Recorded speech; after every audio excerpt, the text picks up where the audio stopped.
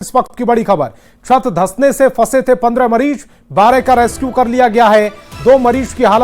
दो मरीजों की हादसे में मौत हुई है। एक मरीज के रेस्क्यू में टीम जुटी हुई है। बड़ी लापरवाही की अब जांच होगी। स्वास्थ्य मंत्री भी जमशेदपुर पहुंच रहे हैं। इस वक्त की बड़ी खबर जमशेदपुर से, जहां पर एमजीएम अस्पताल में हादसा और उसकी तस्वीरें इस समय आपकी टेलीविजन स्क्रीन पर है। छत धंसने से करीब 15 मरीज फंसे थे, 12 का सकुशल रेस्क्यू कर लिया गया। दो मरीजों की दुखद मौत की खबर सामने आ रही। एक मरीज के रेस्क्यू में टीम जुटी हुई है। बड़ी लापरवाही की जांच होगी। स्वास्थ्य मंत्री भी जमशेदपुर पहुंच रहे हैं। वार्ड था हमारा, जहां पर जो लोग एक तरीके से जिनके कोई अटेंडेंट्स नहीं थे वो लोग यहाँ पर थे और कॉरिडोर में ही उनके बेड लगे हुए थे। और यहाँ पर अभी रेस्क्यू ऑपरेशन जो है वो बहुत तत्परता से जारी है और हम लोग अनुमान लगा रहे हैं कि जल्दी हम लोग तीसरी बॉडी को भी रेस्क्यू कर लेंगे। एडीसी की अध्यक्षता में एक जांच कमेटी गठित की गई है, जिसमें एसडीओ को रखा गया है, एग्जीक्यूटिव इंजीनियर बिल्डिंग को रखा गया है और साथ ही साथ एमजीएम के प्रिंसिपल को भी रखा गया है। इसकी सघन जांच के लिए 48 घंटा दिया गया है और इसकी जांच रिपोर्ट को सचिव सर को, एसीएस सर को प्रेषित किया जाएगा। और आशीष हमारे संवाददाता ज्यादा जानकारी के साथ फोन लाइन पर जुड़ रहे हैं। आशीष, अब तक 13 लोगों का सकुशल रेस्क्यू कर लिया गया है, 2 की मौत की खबर मिल रही है। जी सही कहा आपने। जमशेदपुर के कोल्हान के सबसे बड़े एमजीएम अस्पताल में एक बड़ी घटना घटी है, जहां जो तीसरे तल्ला का छत है वो गिरता है। उसके बाद सीधे तौर पर दूसरा और एक तल्ला जो है, तीनों छत जो है नीचे गिर जाती है। हालांकि उस घटना में लगभग 15 मरीज जो है वो चपेट में आ गए थे, मगर 13 लोगों को सकुशल रेस्क्यू कर लिया गया है और 2 लोगों की मौत हो गई, उनका भी शव निकाल लिया गया। हालांकि तीसरे का जो है उसकी रेस्क्यू लगातार जारी है। हालांकि मौके पर अभी भी डीसी, एसएसपी, तमाम आला अधिकारी वहां पहुंचे हुए हैं और रेस्क्यू टीम जो है वो लगातार कार्रवाई कर रही है कि जो 15वां जो व्यक्ति था उसे निकालने का प्रयास किया जा रहा है। वहीं बता दूं कि इस घटना के बाद पूरा जो एमजीएम अस्पताल का जो उधर का कैंपस था उसे पूरा खाली करा लिया गया है। कैदी वार्ड था उसे भी खाली करा दिया गया है और कहीं ना कहीं इस पूरी लापरवाही पर डीसी ने टीम का गठन किया है। एडीसी के नेतृत्व में एसडीओ, तमाम अधिकारी इसमें मौजूद रहेंगे और ये जो लापरवाही हुई है, क्योंकि वो बिल्डिंग पूरी तरह से जर्जर थी और उसमें क्यों मरीजों का इलाज हो रहा था वो कहीं ना कहीं सवाल खड़ा होता है। हालांकि डीसी ने साफ तौर पर कहा कि जो भी लापरवाही हुई है, जो भी लापरवाह अधिकारी है उस पर कड़ी कार्रवाई की जाएगी। मगर इस घटना के बाद आपको बता दूं कि तमाम विधायक, जमशेदपुर पूर्वी, पश्चिमी, तमाम विधायक भी मौके पर पहुंचे थे और वो राज्य सरकार को घेरने का प्रयास कर रहे थे। वहीं दूसरी तरफ घटना की जानकारी मिलते ही रांची से स्वास्थ्य मंत्री इरफान अंसारी भी जमशेदपुर के रवाना हो गए हैं। कुछ ही मिनटों के बाद यहाँ पहुंचेंगे और उसके बाद पूरी घटनास्थल का निरीक्षण करेंगे, साथ ही साथ घायलों से भी मुलाकात करेंगे और इस पर जो लापरवाही हुई है उस पर भी कहीं ना कहीं जो स्वास्थ्य मंत्री है वो कहीं ना कहीं इस पर कार्रवाई करने का निर्देश देंगे। मगर सवाल ये उठता है कि एमजीएम अस्पताल में इस तरह की घटनाएं लगातार होती रहती है और न्यूज 18 लगातार ये खबरें भी दिखाई है कि कुछ दिन महीने पहले अभी आपने देखा होगा कि इमरजेंसी वार्ड में गैस सिलेंडर से दबने से मरीज की मौत हो जाती है। हालांकि इस पर जांच बैठती है, जांच के बाद जांच का जो रिपोर्ट होता है वो ठंडे बस्ते में डाल दिया जाता है। मगर अब देखना ये है कि इतनी बड़ी घटना हुई है एमजीएम अस्पताल में, अब इस पर जो दोषी है उस पर क्या कुछ कार्रवाई होती है वो सबसे बड़ा आशीष, जो बिल्डिंग ऑलरेडी जर्जर थी, अगर उसमें अस्पताल चल रहा था, उसमें मरीज को भर्ती किया जा रहा था और ये हादसा होता है तो जिम्मेदारी तो साफ तौर पर जो अस्पताल प्रशासन है उसकी बनती है। जी सही कहा कि अस्पताल प्रबंधक के जो अधिकारी है, अधीक्षक हो, तमाम डॉक्टर वो उस पर कहीं ना कहीं लापरवाही का। सबसे बड़ी बात बता दूं कि जो जिस वार्ड में, मेडिसिन वार्ड में जो ये घटना हुई है, वहां पे तमाम जो मरीज थे वो जो होता है वो पूरी तरह से उनका कोई आगे पीछे नहीं होता। लवारिस मरीज जो है, जो रोडों पे, सड़कों पर, चौक चौराहा पे जो घटना का शिकार होते हैं उनको लाकर यहाँ भर्ती किया जाता था, जिससे समझ सकते हैं कि जो मरीज है वो पूरी तरह से उनका कोई रिलेशन नहीं था, उनको यहीं रख दिया जाता था और महीनों वहाँ इलाज होता था। और आशीष, जिम्मेदारों का किसी का बयान आया, किसी ने इस पूरे घटना की जिम्मेदारी ली है? जी, अधीक्षक ने साफ तौर पर कहा कि इस पर जानकारी की जाएगी, जांच की जाएगी। सभी जो अधिकारी, जितने भी अधिकारी है वो बस एक दूसरे पर रोना रो रहे हैं। मगर अब देखना ये है कि जो डीसी ने एक टीम का गठन किया है या कुछ ही मिनटों के बाद जो स्वास्थ्य मंत्री जब यहाँ पहुंचेंगे वो इस पर क्या कुछ कार्रवाई करते हैं, क्या कुछ जांच कमेटी बैठती है, क्या कुछ जांच में निकलता है। मगर कहीं ना कहीं एक बड़ा घटना एमजीएम अस्पताल में हुआ है और मरीजों जो है राम भरोसे, भगवान भरोसे यहाँ इलाज कराते थे। जिस तरह बिल्डिंग की दुर्दशा थी, जो जिस तरह बिल्डिंग पूरी तरह से जर्जर थी और वहां पर मरीजों का इलाज चल रहा था, तो साफ तौर से समझ सकते हैं कि जो मरीज भगवान भरोसे वहाँ इलाज कराते हैं, डॉक्टरों की भी और अस्पताल प्रबंधन की भी लापरवाही थी। हालांकि ये घटना के बाद ये आप हमारे साथ जुड़े, आपका बहुत बहुत शुक्रिया। लेकिन जो दो तस्वीरें इस समय आपकी टेलीविजन स्क्रीन पर है, ये सोचने पर मजबूर करती है कि जिस अस्पताल में लोग जिंदगी की आस में जाते हैं, अगर उसी अस्पताल में मौत की चपेट में आ जाए तो फिर किसे जिम्मेदार ठहराया जाए। खबर धनबाद से, जहां गोमो रेलवे क्रू लॉबी में लोको पायलट की पत्नियों ने जमकर हंगामा किया। डीआरएम के खिलाफ नारेबाजी और कुछ देर के लिए रेल क्रू लॉबी में जमकर कामकाज ठप कर दिया गया। महिलाओं के रौद्र रूप को देखते हुए अधिकारियों ने कार्रवाई का भरोसा दिया, जिसके बाद धरना समाप्त किया गया। आपको बता दें कि लोको पायलट एनके गौतम का ट्रांसफर शक्तिनगर कर दिया गया, जिससे नाराजगी देखी गई है। महिलाओं का यह भी आरोप है कि उनकी पत्नियों से बंधुआ मजदूर की तरह काम कराया जा रहा है और वे घर में समय नहीं दे पा रहे हैं। अधिकारी ने उनकी मांगों पर कार्रवाई का भरोसा दिया। ना तो यहाँ स्टाफ आते हैं, ना कोई डॉक्टर है। रात कुछ भी हो जाए कोई उपाय नहीं है। हम लोग को जहर का मरने के बाद कोई उपाय नहीं है, जो कि वो जहाँ भी ट्रांसफर किए हैं वहाँ जाने का मतलब क्या है। हम 3 माह बेटा यहाँ रहेंगे, तीनों बीमार पेशेंट, क्या करेंगे हम लोग? क्या खाटे को हम लोग को लेके जाएगा? हमारा पति अगर वहाँ चले जाएगा हम लोग किसके भरोसे रहेंगे? यही कहना, क्यों वो अपने बच्चे परिवार को नहीं देखेंगे? वो सिर्फ कमाने के लिए है इस दुनिया में, कि उनको अपना परिवार भी देखना है। आज उनकी वाइफ का ये हालत हो गया है, हमारा कोई सुनने वाला नहीं है। हम चाहते हैं कि आप इसके माध्यम से हमारा बात उन तक जाने दें। जी, ये सबका दुख है, हम इनका दुख है, कल हमारा दुख होगा, कल इनका होगा, सबका होगा। इसलिए हमारे हस्बैंड को बस हम चाहते, वो नौकरी कर रहे हैं, वो शिद्दत से ही करेंगे, पर इतनी छोटी छोटी सी बात के लिए उनको ट्रांसफर दे दिया जाता है। ये कैसा इंसाफ है हमारे साथ?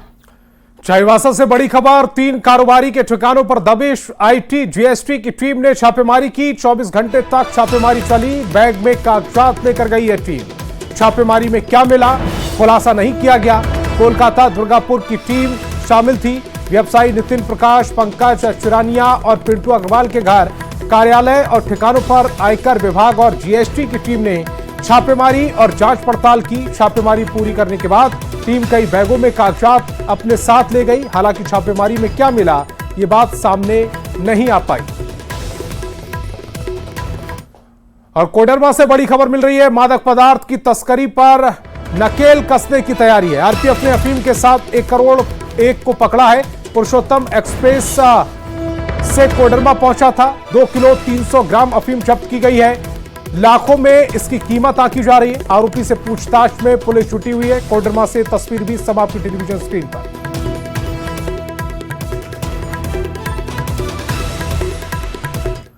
और धनबाद से बड़ी खबर मिल रही है। बलियापुर के कर्माटांड में बवाल हुआ है। 2 पक्षों में जमकर मारपीट हुई है। तलवार रॉड से हमले किए गए। 4 लोग घायल हैं। 6 से अधिक लोगों को गंभीर चोट आई है। पैसा मांगने पर हमला कर दिया गया। घर के साथ बाइक को भी तोड़ा है।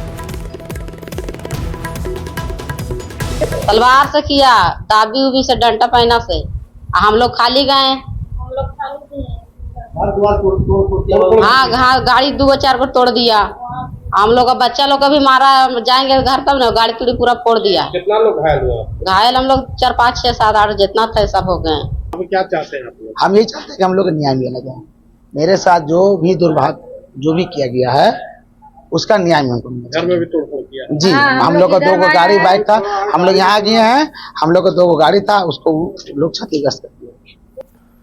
और राजधानी रांची में लगातार स्नैचिंग की वारदात को अंजाम दिया जा रहा। रांची के अरगोड़ा में बाइक सवार अपराधियों ने मनोरंजन सिंह नामक व्यक्ति के पास से रुपए से भरे बैग की छिनतई की। पूरी घटना सीसीटीवी में कैद हो गई। पुलिस मामले की जांच में जुट गई है। मामले पर स्थानीय लोगों में भी भय का माहौल है। वो इसे लेकर कई सवाल खड़े कर रहे हैं। अधिक जानकारी दे रहे हैं संवाददाता ओम प्रकाश।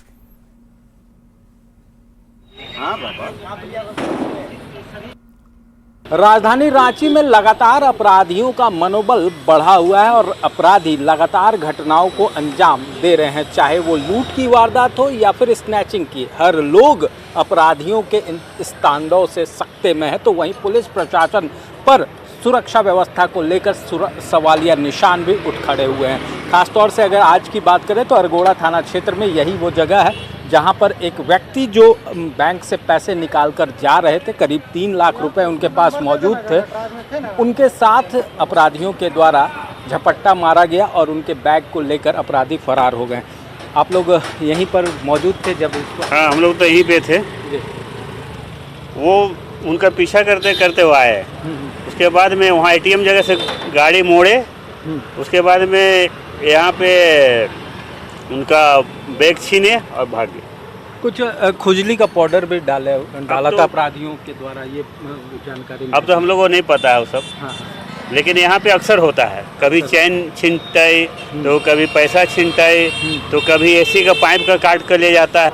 जितना भी थाना है, थाना का स्टाफ को फ्री छोड़ देना चाहिए पब्लिक का सेवा के लिए, उनका सुरक्षा के लिए। वो नहीं हो रहा है। यहाँ पे नेता लोगों का सुरक्षा हो रहा है, आप आम पब्लिक को कोई सुरक्षा नहीं हो रहा है। राजधानी में अगर बात की जाए तो इन दिनों अपराधी जो हैं, खासतौर से लुटेरे और जो छिनतई गिरोह, वो एक्टिव है। अब देखना होगा पुलिस प्रशासन इसे लेकर कितनी सख्ती बरतती है और इस कार्रवाई का असर कब तक धरातल पर नजर आता है। कैमरामैन संजीव तिवारी के साथ ओम प्रकाश, न्यूज़ 18 रांची। रांची में अपराधियों में पुलिस का खौफ खत्म होता दिख रहा है। अरगोड़ा में घर को बंद कर बाहर जाना परिवार को महंगा पड़ा। चोरों ने बंद घर को निशाना बनाते हुए लाखों की चोरी की घटना को अंजाम दिया। अरगोड़ा की उमा देवी ने बताया कि दिन के 11 बजे वो घर बंद कर बेटी के पास गई थी। इसी दौरान उसे घर में चोरी की जानकारी मिली। लोगों की मदद से एक चोर पकड़ा गया, लेकिन 2 चोर फरार हो गए। चोर अपने साथ गहना कैश लेकर भागे। लिखित शिकायत के बाद पुलिस मामले की छानबीन कर रही है और पकड़े गए चोर से पूछताछ की जा रही है। हमको बाहर ही सब कोई बोले कि आपका ब्लू वाला बैग को है जो निकाल लिया है वो लोग, ब्लू रंग का बैग है उसको। तो हम सीधे वही बैग को देखने गए। ब्लू वाला बैग कहाँ है कह के, तो ब्लू वाला बैग नहीं है। क्या था उसमें? उसमें सोना था, सोना चांदी था। 1.5 से 2 लाख का है सोना। नगद 12,000 रुपया था। और धनबाद में धू धू कर जलती कार और मचुआ हड़कंप। घटना कुम्हार पट्टी की है, जहां बदमाशों पर कार में आग लगाने की आशंका जताई जा रही। कार को घर के बाहर पार्क किया गया था और उसमें आग लगा दी गई। स्थानीय लोगों को सुबह में जगने पर कार में आग लगाए जाने की जानकारी मिली। कार में आग लगने की वजह से पता नहीं चल पाया कि कार मालिक के दोस्त ने साजिश की आशंका जताते हुए आरोपी की पहचान कर कार्रवाई की मांग की। तरह की अप्रिय घटना बहुत ही खराब है और ऐसा किसी के साथ नहीं होना चाहिए। अगर ये जानबूझ के किया गया है तब तो सख्त से सख्त कार्रवाई होनी चाहिए, क्योंकि ये मोहल्ला सब लोग बहुत प्यार से प्रेम से रहते हैं, कोई किसी का गलत तो करता नहीं है। लेकिन अगर ये गाड़ी किसी अपने वजह से हुई है तो अलग बात है, लेकिन किसी ने किया है तब तो ये बहुत ही गलत बात है, क्योंकि इस मोहल्ले में कभी भी कहीं पे दिक्कत नहीं हुई है इस तरह की। और चाईबासा से बड़ी खबर मिल रही है। दिवंगत इंजीनियर का शव पहुंचा। ईरान से पैतरा गांव तरतरा पहुंचा है शव। शिपिंग कंपनी में तैनात थे अरलाद नंदन। 28 मार्च को ड्यूटी के दौरान उनकी मौत हो गई। कोलकाता से शव पहुंचने में कोहराम मच गया। वीडियो सीओ ने परिवार को सांत्वना दी।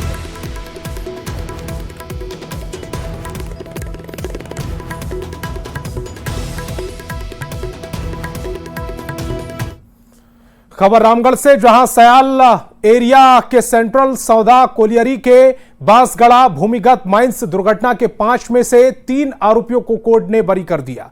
20 साल बाद यह फैसला आया। 16 जून 2005 को खदान दुर्घटना में 14 SCCL के मजदूरों की खदान के अंदर पानी में डूबने से मौत हो गई। कोर्ट ने सेंट्रल सौदा कोलियरी के तत्कालीन परियोजना पदाधिकारी उमेश शर्मा, खान प्रबंधन और NK मार्तंड और खान प्रभारी IDP सिंह को बरी कर दिया। खान हादसे के बाद 15 दिन से अधिक समय तक रेस्क्यू ऑपरेशन चला था, लेकिन किसी मजदूर की जान नहीं बच पाई थी। 20 साल के बाद फैसला आने के बाद लोगों ने माइंस दुर्घटना की यादें फिर से ताजा कर ली। 15/6/2005 को बांसगाड़ा सौदाडी कोलरी में जो है अचानक जो है पानी घुस जाने की वजह से वहाँ पे 16 लेबर जो अंडरग्राउंड माइंस था, 14 लेबर का डेथ हो गया। उसी से केस रिलेटेड है। इसमें जो है CCL का अथॉरिटी के द्वारा जी कॉम्प्लेट केस फाइल किया गया था, जिसका नंबर है G34/2007, ठीक है ना। इसमें 5 एक्यूज पर्सन थे, जिसमें कि 3 ही 21% ट्रायल फेज थे, एक का डेथ हो गया। एक तरह स्प्लिट अप हो गया। सीसीएल बड़का सेल एरिया के सेंट्रल सौंदा कोलेरी के बांसगढ़ा भूमिगत खदान में जून 2005 में हुए खान दुर्घटना में मरे 14 मजदूरों के मामले में रामगढ़ के न्यायालय द्वारा फैसला आ गया है।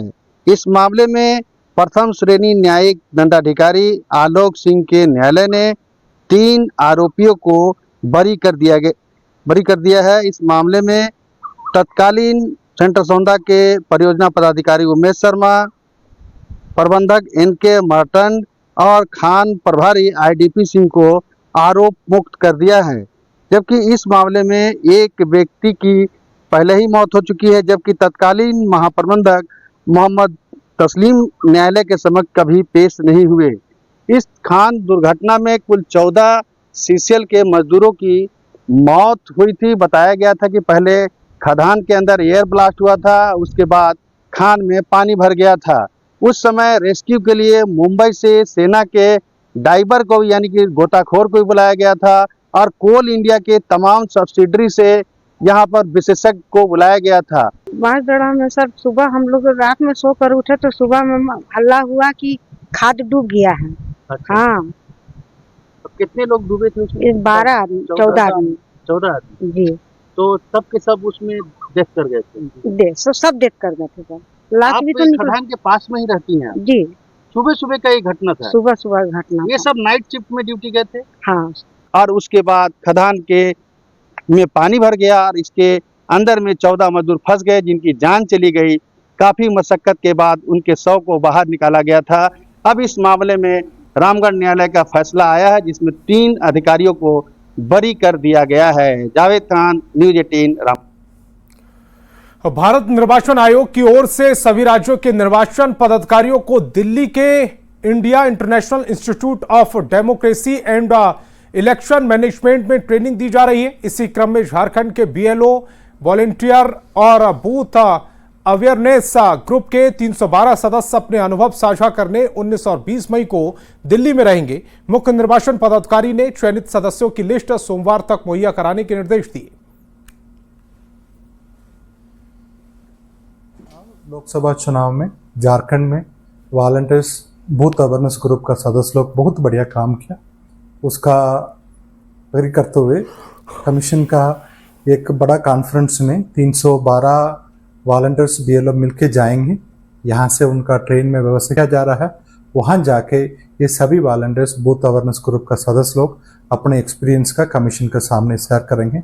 एक बहुत बड़ा गौरव का बात है झारखंड का वॉलंटियर्स बूथ अवेयरनेस ग्रुप का सदस्य का ये सौभाग्य। और मिस यूनिवर्स